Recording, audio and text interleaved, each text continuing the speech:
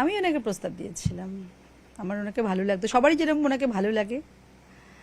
তো সবাই হয়তো অ্যাপ্লিকেন্ট হতে পারে, আমার হয়তো ক্রাইটেরিয়া ছিল, তাই আমি অ্যাপ্লিকেন্ট হয়েছি এবং আমার অ্যাপ্লিকেশন অ্যাপ্রুভ করেছেন উনি। আমিও তো ওনারই মতন, হ্যাঁ, ওনার আইডিওলজি, ওনার প্রিন্সিপাল, ওনার ডেসপারেটনেস, বোল্ডনেস, আমিও ওরকমই কিছুটা। তো ওর জন্য আমার ভালো লেগেছে ওনাকে। আর নরম হলে আমার ভালো লাগতো, আমি নিজেও ডিগনিফাইড, আমি ডিগনিফাইড পার্সনকেই আমি হাজব্যান্ড হিসেবে পেতে চেয়েছিলাম, তো সেটাই হলো। লাইফে প্রথম যে আমি কোনো পুরুষ মানুষকে নিজে থেকে নিজের আগ্রহ প্রকাশ করেছি, আমার লাইফের ফার্স্ট। ভীষণ চুজি, ভীষণ সিলেক্টিভ, তো আমার চয়েস অন্যরকম।